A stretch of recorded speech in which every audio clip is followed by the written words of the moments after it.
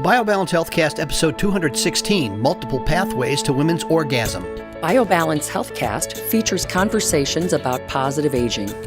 Your hosts are Dr. Kathy Maupin, Medical Director of BioBalance Health and a leading expert in treating symptoms of aging, and Brett Newcomb, a licensed professional counselor. Welcome to the BioBalance Healthcast. This week, Dr. Maupin and I are going to be talking about an article that she wrote and had published in the Huffington Post UK on the 1st of December. And you can find it under the lifestyle section under her name. And the title of her article is A Challenge to the article in the London Daily Mail, 7 October 2014. The vaginal orgasm doesn't exist. It's the clitoris that holds the key to female pleasure, study claims, by Madeline Davies. So we read that article in the Daily Mail, and we followed the Daily Mail because they've actually interviewed us and had excerpts from our book, The Secret Female Hormone, and so we've begun to watch because the British press seems to be more receptive than a lot of the American press to information about testosterone treatment for women. Our books have sold well there, and we've had several interviews with British radio and TV and newspapers. And so one of the newspapers that we follow is the London Daily Mail. So we read this article by Madeline Davies, whom we do not know. But in her article, she was referencing an unnamed article in the Journal of Clinical Anatomy, and she interpreted their data. And what she interpreted was, and these are her statements in the London Daily Mail article, and then Kathy will talk to you about what her response was. A, the vaginal orgasm doesn't exist. It's the clitoris that holds the key to female pleasure, the study claims. There's no such thing as a vaginal orgasm, the experts say. Women have been labeled with sexual problems based on a myth. G-spot, vaginal, and clitoral orgasms are all incorrect terms of use. Basically what they say is that like the male orgasm, the female orgasm is a one-source experience. And they say that what women have been interpreting as multiple orgasms or orgasms from different locations are really just an ebb and flow of intensity. And so they have a longer process by which they come to orgasm, but that process is a fluctuation in intensity and sometimes in location or of awareness of stimulation. Right. But not in and of itself an orgasm. Right. So they say that if there's stimulation of the vagina or the G-spot, they say does not exist. And their study, I'm not sure how they did this, found that the clitoris is the only source of female pleasures. So they made women and men parallel with the same area of nervous stimulation. The clitoris, and they say the clitoris and the penis are two equivalent organs, with their innervation being similar and going to the brain in a similar way. However, we have many studies by Dr. Komisarek and Beverly Whipple, who I've spoken to several times when writing my book, and they have done years and years and years of study on orgasm. They wrote the book Orgasm. Two books that we used in our book as reference points, focused specifically on orgasm. And they've done MRIs while women are doing orgasms. You may have seen them on the Discovery Channel. They have all of their processes and their findings there too. But to boil it down, they say that there are multiple pathways from areas in a woman's body that go to their brain that cause an orgasm or create an orgasm. So and that makes sense to me physiologically, because your body usually has multiple pathways, so that if one area is hurt or damaged, that if this is something very important to the body, which is keeping redundancy, keeping the sexuality going so that we can procreate. Right. So we have multiple pathways to create pleasure, so that women will then have sex and have orgasms to make them have sex again so that they'll have babies. So, I mean, it's one of those physiologic processes that makes total sense that you would have multiple pathways or redundancy in a system, and we do. So there are identifiable bundles of nerves located at different points of a woman's body that go to different segments of the spinal cord or the central nervous system to carry the message of orgasm to the brain. Right. So any of those activated bundles of nerves can send the message of orgasm because they are orgasmic. Right. They create an orgasm in the brain. Yes. The same MRI function or the same MRI findings are found if the G spot is only the G spot is stimulated, and they followed the nerves up, and they go through different pathways. The clitoris goes to one level of the spinal nerves, and then goes to the brain, and the cervix goes an entirely different pathway, which goes the cervix goes. The nerves follow the pathway of the vessels to the one goes to the renal vein, and one goes to the aorta. So they follow that pathway, which is much higher. So the cervix has a different pathway, then the G-spot has a completely different pathway. And there are other areas on the genital area that also have a different pathway, labia and vulva. So all of these areas can be stimulated, and only those stimulated, to create an orgasm. Well, and Dr. Whipple is one of those who was successfully able to identify that the G-spot is not a mythical creature. It's a real thing. It's a real bundle of nerves. That's located in a specific place, and that you can find it. And she has shown in her research that women have it, where it's located, and how they can manipulate it in order to achieve an orgasm. And gynecologists can find it. You can actually feel the nubbin, or kind of a thickness in the vagina that runs right along with the urethra. So they run right together. And in a man, the G-spot would be the prostate. In a woman, the G-spot is just a bundle of nerves and a little bit of extra tissue. So they have identified that, describe it in detail, that the G-spot does create an orgasm. And all of you out there that have orgasms can actually just look at yourself and use yourself as the lab and say, oh yeah, I've had that kind of orgasm, or I've had stimulation to this and to the cervix, or just to the G-spot, and had an orgasm. So you can test it, that this study in the Daily Mail, or how they describe it, is wrong. Well, I mean, it's just and it's there's just so not much right. research out there. There's research on quadriplegics and paraplegics who are paralyzed and don't have sensations. I mean, you can take a needle and stab them in the leg. You can touch them, manipulate them, and it's non-responsive. And yet those individuals are known to have orgasmic experiences through the manipulation of other parts of their bodies. And there's research and videos of women who are able to have an orgasm without touching themselves or having anyone touch them. Just through the mental process of arousal and seduction can reach and experience a spontaneous orgasm. And I mean, the brain is the final sexual organ. It is your most sexual organ. It is, and that's where everything has to go to actually create an orgasm. So, an example of this, which is one that I shared on the Huffington Post blog, is that I had a patient who had a hysterectomy by someone else, and her uterus was taken. Her uterus and cervix was taken, and then the vagina sewed up.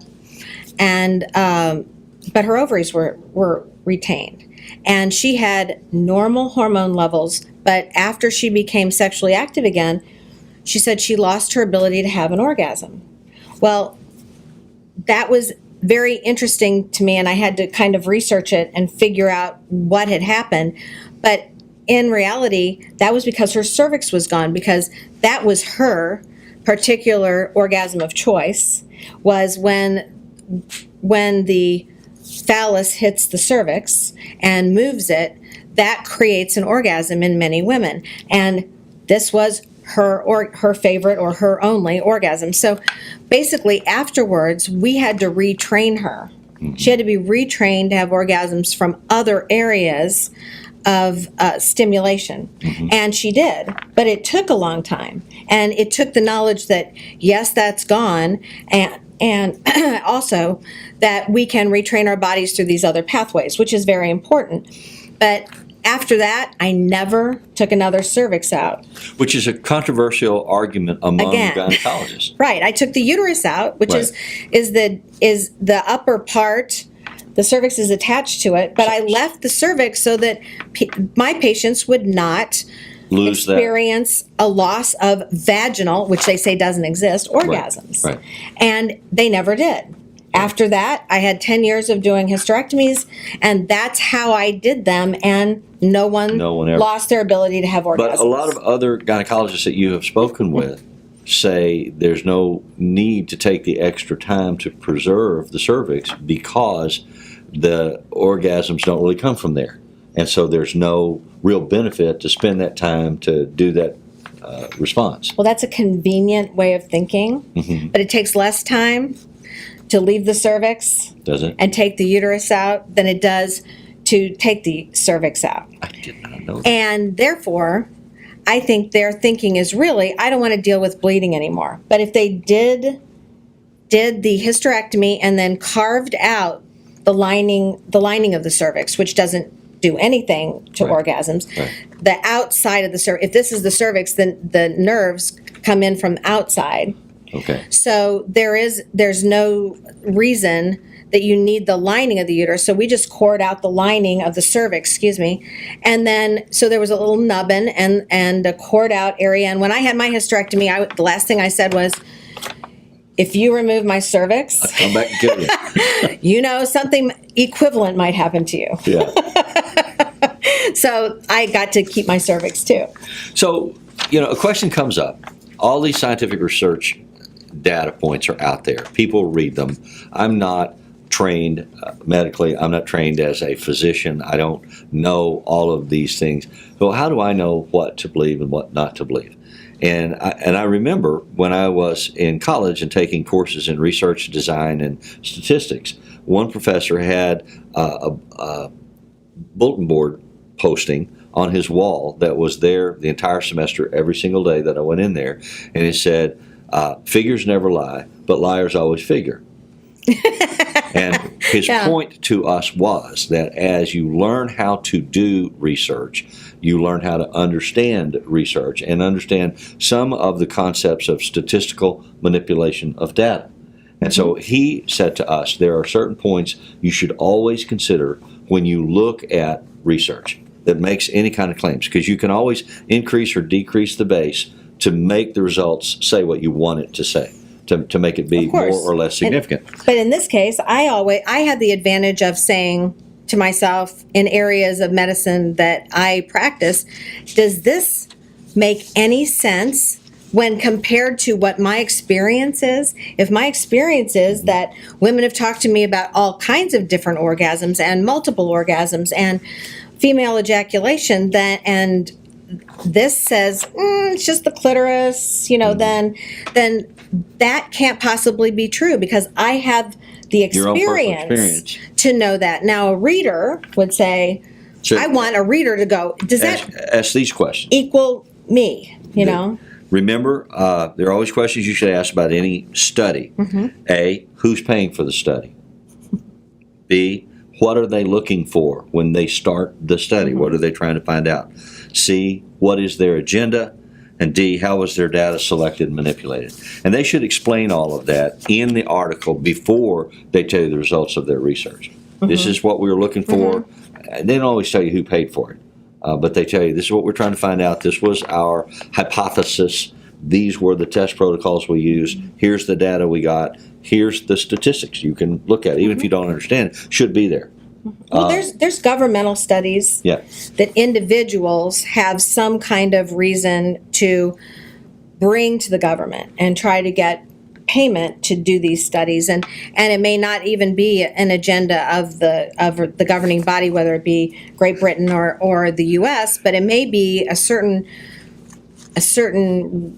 kind of bias that the scientist has or the doctor has who wants to do the study, and you'll never find that in their release publish. of Yeah. or release of their associations with drug companies or whatever. They just have a relationship in their brain of what they want this to say. Like the woman who did the study on estrogen and on Provera and Premarin, her mother had died of breast cancer. She wanted this to say that estrogen caused breast cancer. Right. And because she believed it. She emotionally believed it through her loss and her experience of that. Right. But it didn't say that. It said Provera and Premarin caused breast cancer, but not Premarin, which is estrogen. Right. So, but that's not how she reported it. Right. She reported it that hormones cause breast cancer, and that's kind of undercurrent that there is, the kind of background that's going on behind these studies. Well, I have no idea why they would do this to women. I mean, except to, I was going to say emasculate us, but not exactly, or take away our amazing ability to have multiple sites of orgasm. Well, you suggest 3 or 4 ideas in the article that you wrote. But I don't know for sure. Yeah, she says, all women must be told that the study is flawed. Here are the facts, and she gives the facts. And she says that